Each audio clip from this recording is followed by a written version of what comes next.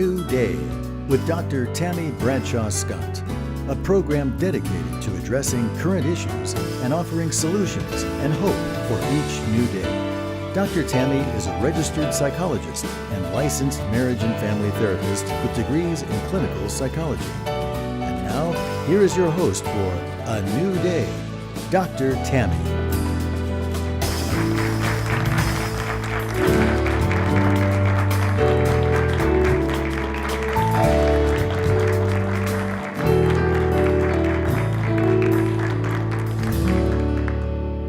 Hello, and welcome studio audience and everyone viewing from home. We have a wonderful program lined up for you today. Today, we will be taking a look at homeless teens from our communities, how they got there, and what we can do to help them with their situations. Homelessness is a problem in many cities across the United States, and the homeless population is not just restricted to adults, but also includes a high number of children and teens. For example, there are approximately 1.7 million homeless teens in the United States, 39% of which are under the age of 18. Approximately 5,000 young people die every year while living on the streets due to assault, illness, and suicide. According to the National Coalition for the Homeless, the U.S. Department of Human Services, and other agencies, the following statistics are now known.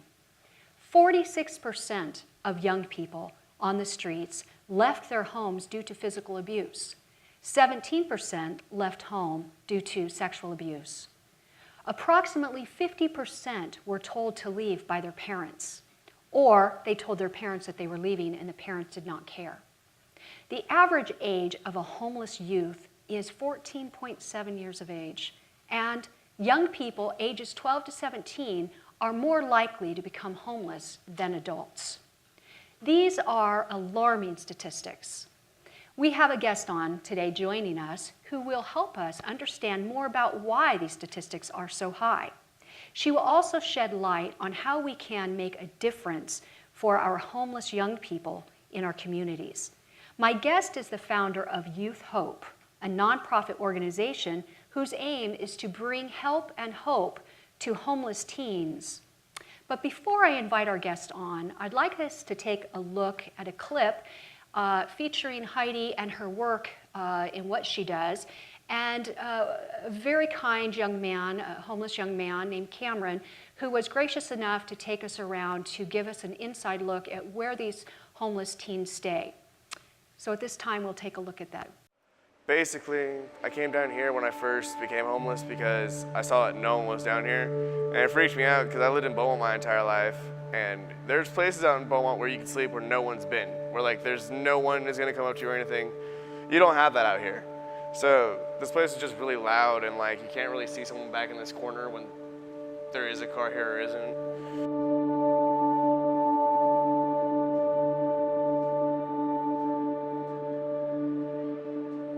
Yeah, this is my roof. Fell asleep up there for approximately 5 seconds before my friend Mike and my friend Jane crawled up there after me to wake me up, and I threw a fit and broke the vent. But yeah, this place I use when because my parking lot has been full before, so I just like crash out up here when I wanted to crash early or something.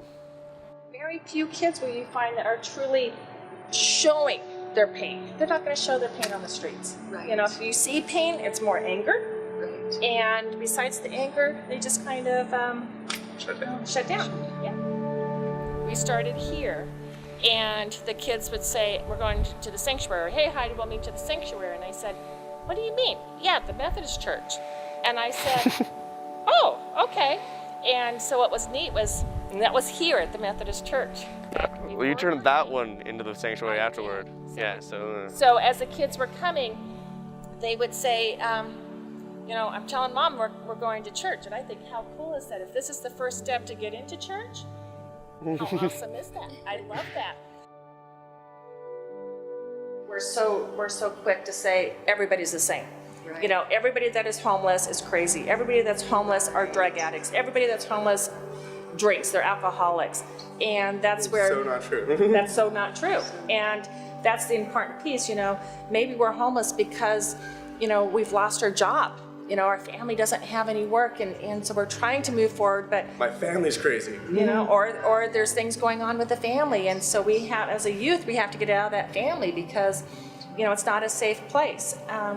So that's where people need to understand every story is different, every person is different, and we should not judge. I mean, we can't judge, it's not right. There's a bunch of people that are doing a lot better than just are out of Redlands, and they were at low points, lower than I've ever even thought of reaching.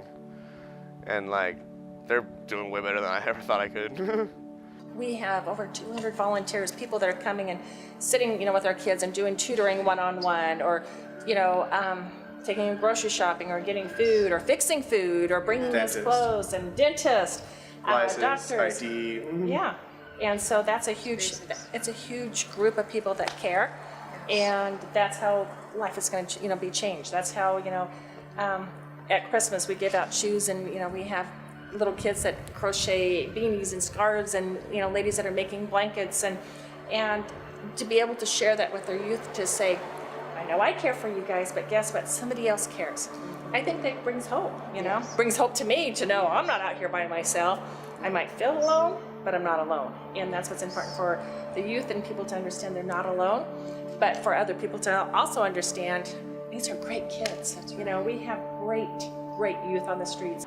I walk every morning, and when I walk, I pray for our youth. Every time I find a rock, and the rock, it might be lumpy, and it might be bumpy, and it might have holes in it, but to me, without a doubt, because this is God's miracle around here, that rock is us. It's like God saying, you know what, I love you, I care about you, and it doesn't matter if you're lumpy and bumpy, it doesn't matter if you have holes in it, but every time, it's a heart rock, every single time. And so as I sit down with kids, I'll say, hey, I've been praying for you, and look what I found. And I'll give the heart rock to them, because I want them to understand that God loves them, and that He's there for them, and He cares for each one of our youth. He cares for each one of us. I don't own anything. All these clothes have been given to me by my friends. My phone, everything I own none of it's mine. You can't have anything of your own. It's hard to maintain any type of work, any type of anything like that, because you can't keep yourself to that schedule, because everything's always changing. You don't know where you're going to be the next day. You don't know what you're doing, and just initially getting a job, initially getting to school, initially getting any of that is really difficult. Not everyone out here is just trying to get money to get drugs. Not everyone out here is just a low-life drunk person. No, not everyone out here is just constantly gonna be right where they're at. Everyone needs assistance, and a lot of the time, and I do mean a lot of the time, over 95% of the time, you'll find that if you help the right people, they'll get to where they're trying to go. But they need the help there initially. Okay. Well, at this time, I would like to invite our guest on. Please welcome Heidi Mayer.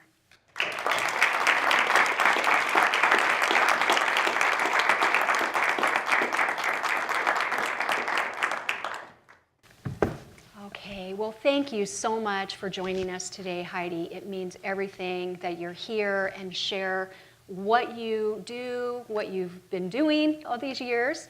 But I'd first like to start by asking you, what inspired you to this work reaching out to homeless teens? God kept showing me verses in the Bible that, love one another as I have loved you. And then our small groups that we would have with the kids coming in, next thing I knew, one of the kids were running away because things were going on at home. Oh, by the way, that's a homeless person, in case you didn't know if they ran away. So very slowly, God was changing my heart. When our youngest was going off to a mission trip, he was going up to San Francisco, and as he was going up, it was like, to work with the homeless? Oh, no, not my baby. And went up to be with him, to protect him. And the youth pastor was very kind, and he said, sure, come on up. And he didn't have a choice. And as we went up there, I went to go help him, and the youth pastor said, no, you're going to go to the Golden Gate Park. And he knew my heart, and he knew that I loved the youth, and he knew that it would change. And so I looked at him to protect my kiddo, right, because I didn't quite figure out about this homeless thing yet. And he says, I got him, I'll protect him. And I went to the Golden Gate Park, and I stepped onto the park at Haight and Ashbury, and there was a young lady that was there, and her name is Winter. And Winter had been homeless so long she couldn't remember how old she was. She was 17, 18, 19 years old, and she had been what you call curb stomped, and that's when somebody drags them to the curb and they slam their face into it to kill them. She did not die, but she had lost all of her teeth. And each day we were there for 5 days, and each day she was with a different man. And, you know, I put my arms around Winter, and I said, Winter, you got to get off the streets, girl, you're going to die. And that time period is when God changed my heart. How dare I to judge anybody until I get to know somebody? And then still I shouldn't be judging. You know, that's not my job. And Winter, you know, changed my heart and my whole outlook in life. And so I took that, and I took her and her story, not her personally, and I went out and I started reaching out, grabbing our kids from church and saying, come on guys, let's go get to know somebody. Let's listen to the story. Let's figure out what's going on. How can we help them? It's really exciting. If you jump forward 4 years, I kept going up to San Francisco and then Portland, Oregon, and Seattle, Washington. But I have a new friend on the streets, and her name is Ginger. And I said, do you know a girl by the name of Winter? And she goes, yeah, she's off the streets, and she helps us. And I'm thinking, not the same girl, no way. And I go back the following year, and Ginger goes, I want you to call. She wants you to call her, Heidi. She remembers you. And I'm thinking, this is so crazy. And I call her, and she describes me from head to toe, and she says, you're that girl, you're that Christian girl from Southern California, and you brought me peanut butter jelly sandwiches and you know, all the, you know, backpack and clothes and shoes, and she named all of the things that we brought her. And then she said, because of you, I am off the streets. And I'm thinking, can't be the same girl, right? And so she goes, remember my lack of teeth? And I said, yeah. And she goes, I have brand new teeth. I work in the business district. I have my own apartment. And when I have time, I come down and help the kids on the streets. And I was able to share with her, because of you, Winter, my whole perspective on people have changed. And I now am going out on the streets and at least trying to make a difference. That is amazing, absolutely amazing. So you worked up there for a while, and how did you transfer that, what you were doing there, to here in Southern California? Baby steps and very slow. I kept grabbing our kiddos from church and said, come on, we need to go. And we would go down to Riverside to the park and Venice Beach and Santa Monica. And each year we would keep growing and keep going more often. And as I was, you know, grabbing our kids and say going down to Venice Beach, that's a long drive for us. And I would be sitting down, and again, you need to get to know somebody. How do you judge somebody if you don't get to know somebody? And then as you get to know somebody, I shouldn't be judging them. You know, it's like, how can I help? What can I do? And I found, you know, I bring sandwiches with us and sweatshirts and shoes and things to be able to help, but I felt like I couldn't do anymore. I felt like I walk away and it's like, oh, have a good day. And that was really eating at my heart.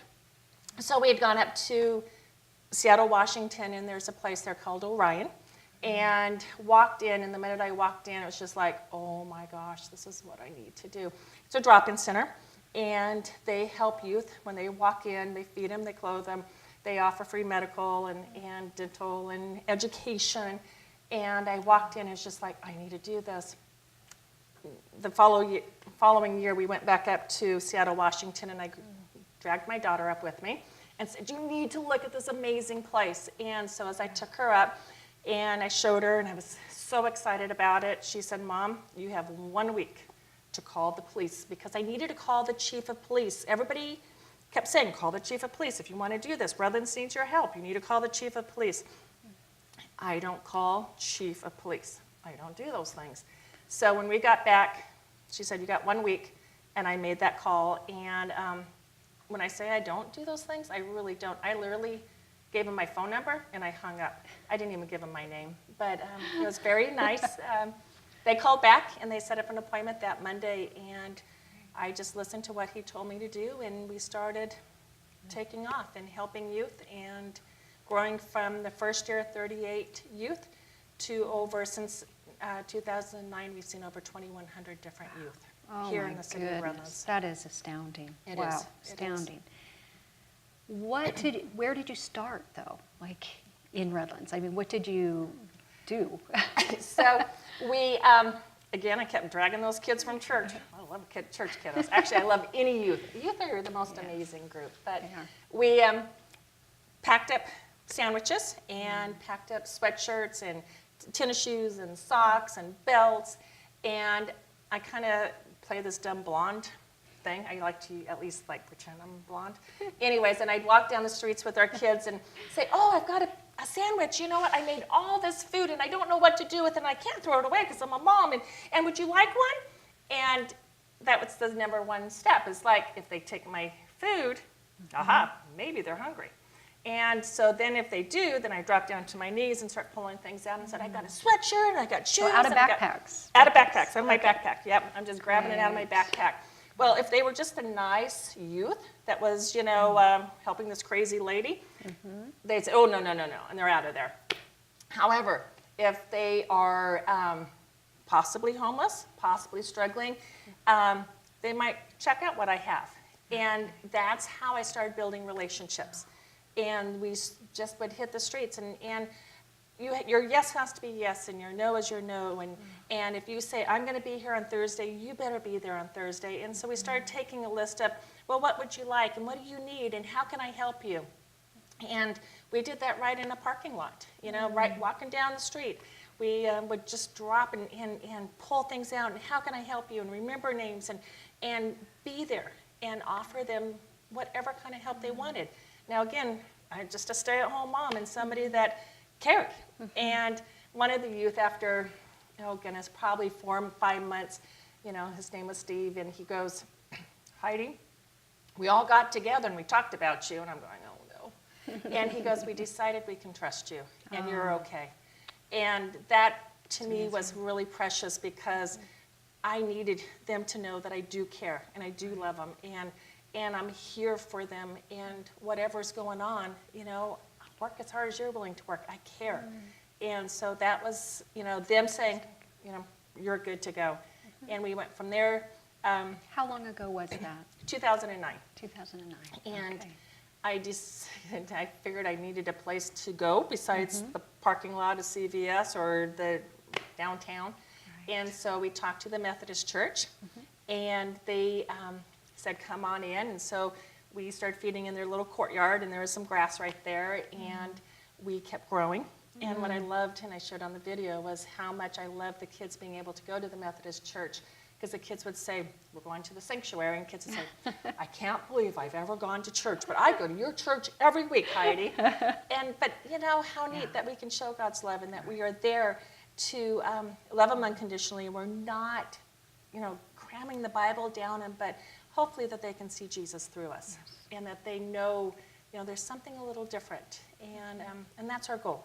And then after that, we had a building donated to us, and so we now have a home for the youth, not to sleep in, but to come and to receive help, to be loved, to know that people care about them. Tell us a little bit about that transition. So you're meeting in this park, which is serving as a drop-in.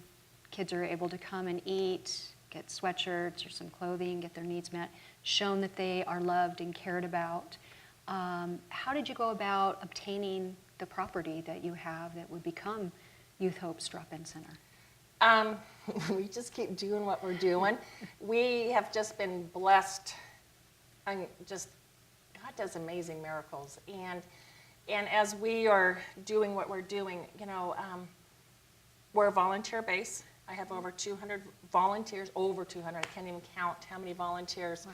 That people fix food for us, that people provide clothes for us, that we have tutors and people to take our kids to appointments. And I volunteer. I do this for free also, and I feel it's important that we pull people in that care about our youth, and they do it without getting paid. We We do have 4 paid staff just to keep my head above water and the financial piece all okay. But as we're going through and as the building is donated, it was donated because somebody heard about Youth Hope, because somebody could see there's a problem, because somebody saw that we were at the park and it's pouring rain on us and we're still dragging our stuff and we're going to the gazebo and stepping over older homeless population as we're feeding, 14-year-olds. And I, I believe that when people see that there is a need and there is a passion and we're not going away and our homeless youth aren't going away unless somebody's there that cares about them, that, the community comes together and says, we're here. Absolutely. And we do. We have churches, we have service clubs, we have moms and dads and children that care. They'll give their time. Mm-hmm. What are some of the things that you offer at Youth Hope now? We just about offer whatever. We tell the kids, whatever you need, I'll work as hard as you're willing. So food, again, unconditional love when the kids come in. Food, we got to eat. I get hungry and I need to eat, so they need to eat and makes me happy. Clothes, because our youth don't want to be looking homeless. They want to look like everybody else. They want, when they go to school, they want to be able to sit next to somebody and feel good. We provide free medical, so that's dental and glasses and doctors and counseling and rehab and any type of medical that you can possibly think of, we provide. We, once we know they're hungry, they're no longer hungry and they have clothes on their back and they have medical and they're healthy and strong, then we get into the education piece. Every child has the right to go to school, even if their parents don't want them to, even if not. Every kid has the right, and so we help our youth get back into school. We don't need parent permission. We provide bus passes so the kids can get to school. We have a GED program. We are helping kids now to get into college. We have youth that are going to Crafton and to Valley and to Cal State San Bernardino, and we have trade schools that are working with our kids. We have truck drivers and welders and machinists and people that are working in the medical department. And so literally whatever they need. We've opened up a boys and a girls house. It's very small because I'm taking it tiny because we just started baby this. Steps. Baby steps, very, very baby steps. So we have 2 girls and 2 boys, and we're working on that, and those kids have to go to school full-time and work part-time. Fantastic. And our goal is that we tell the kids, what do you need?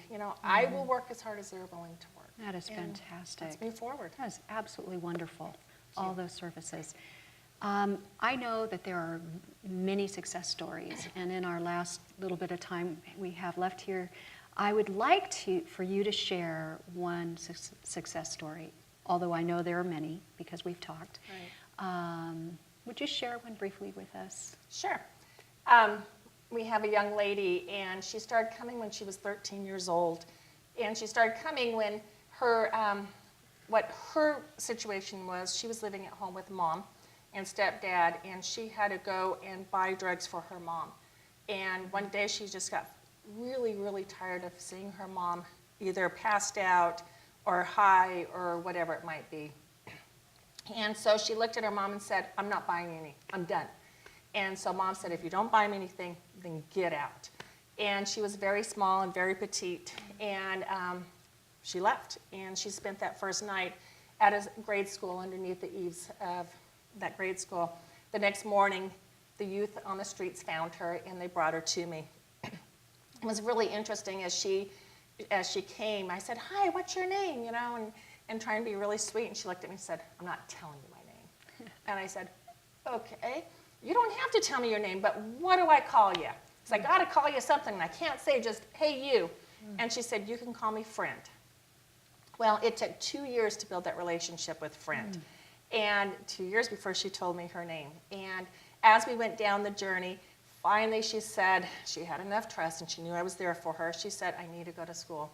We got her into school, and she graduated from school, and she was one of the speakers at graduation.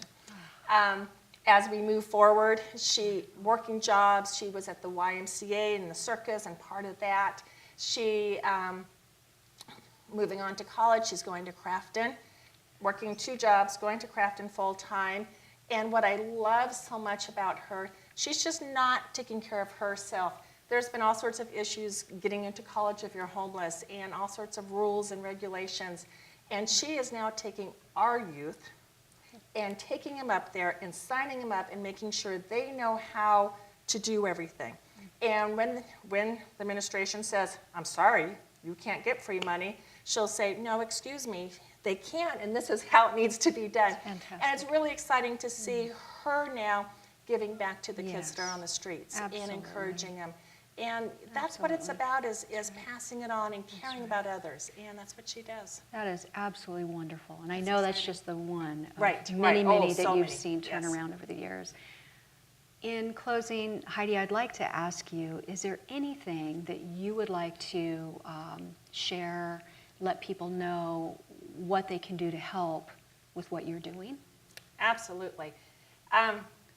Number one, don't be a Heidi. You know, don't say, oh, they're homeless, and cross the street and not look at them. I'm not proud of that, and it's important to say, get to know somebody. You know, if someone is outside begging for money, don't be lazy and hand them $1 or whatever. Take them in and offer them food, and if you have time, sit down and visit with them and get to know them.